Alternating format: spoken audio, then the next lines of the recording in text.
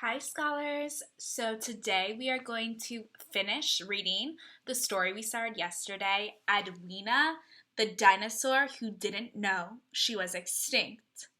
Now, remember, scholars, we have been learning about those two different types of books. We have been learning about fiction books, which we started in the way beginning of the year. And those are books that are not real or have characters and setting and those things that we call story elements. Those fiction stories are meant to entertain us. Now, recently we have been reading a new type of book called nonfiction books. And nonfiction books are made up of real events and facts that tell us about those real events. Nonfiction text is meant to teach us about something. So, when we started Edwina yesterday, we were looking at some clues that were supposed to clue us in on what type of text Edwina, the dinosaur who didn't know she was extinct, was. Remember, there were a few things that we noticed. One of the things we noticed was that there were illustrations in the text. Illustrations, if you remember, means something that was drawn. So, we thought maybe that was a clue that this was a fiction text. Another thing was that Miss Weed was pretty silly and she read some pages that were out of order. And with those pages being out of order, the story made no sense. It was so confusing. And we know that when we read nonfiction texts, sometimes you can read chapters out of order and it still makes sense. So that was another clue that Edwina is fiction. So today we are going to continue reading the story and see if there are any more clues pointing to whether it is fiction or a non-fiction text. Let's get started.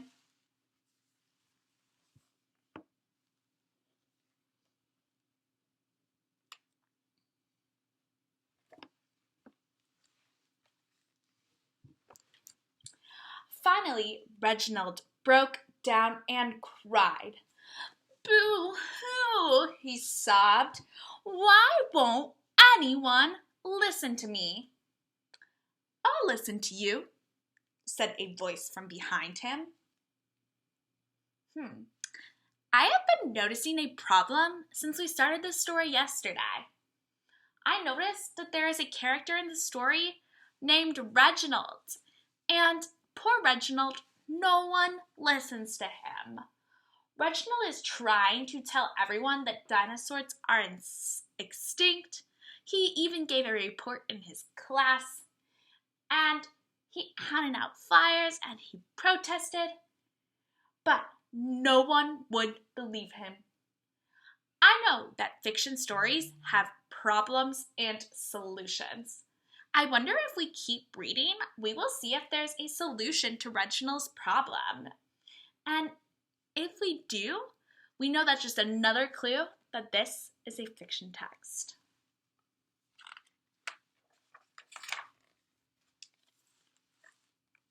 Ooh, here we see just another illustration of Reginald and Edwina. Reginald took Edwina to his classroom.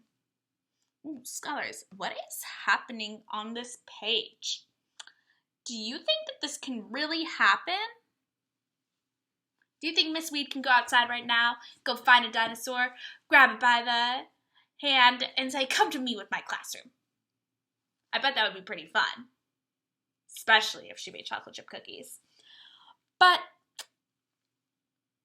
unfortunately, I don't think this can happen in real life. And that means that we know that this isn't real, it's made up. And what kind of text does that clue us to what this is? You got it, a fiction text.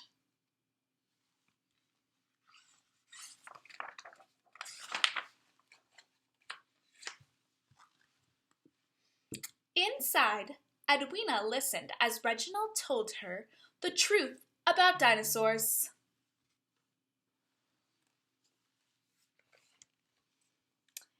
He was persuasive. He was expressive. He was loud.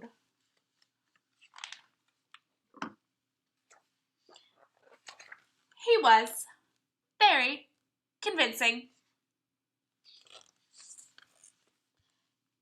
Edwina was shocked.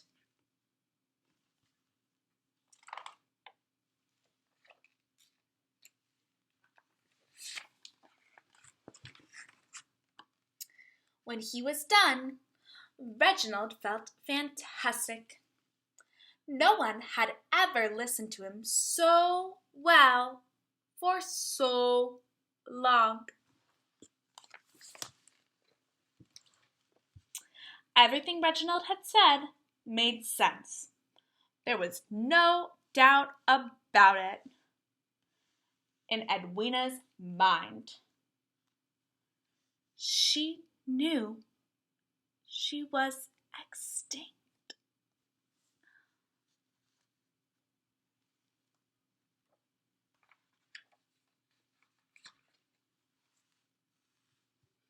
She just didn't care.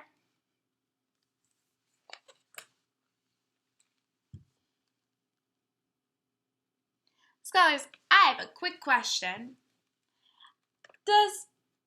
Is this story teaching you facts about something? Or is it meant to entertain you?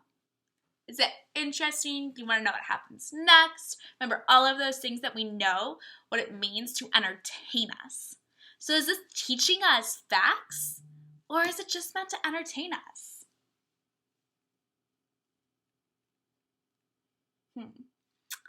I think that this story is meant to entertain us. I think it's funny, and I like dinosaurs, so it's pretty entertaining for me.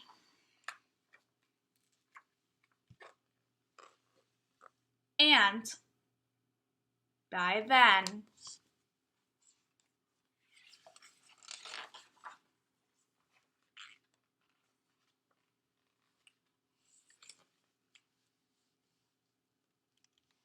neither did Reginald von Hooby Dooby. Now we remember Reginald had a problem. I think that no one would listen or believe him when he tried to tell them that dinosaurs are extinct. Finally, Edwina listens to him when he explains that dinosaurs are extinct, and that means that his problem was solved, because Edwina listened and she knew that she was supposed to be extinct, but she just didn't care anymore. And Reginald was happy because he had finally had someone listen to him. Now, we see that this is a solution to the problem. And remember, a problem and solution are part of our fiction story elements. So, this is just another piece of proof that I think Edwina, the dinosaur that didn't know she was extinct, is a fiction text.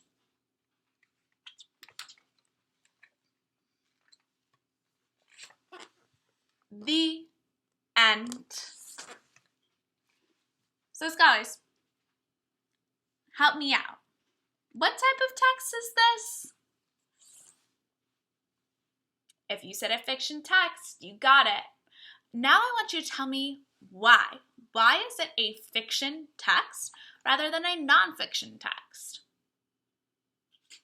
We went through this story both yesterday and today and pointed out several clues that told us why it was fiction instead of nonfiction. So I want you to think about those in your head and think about the different things that make this a fiction text.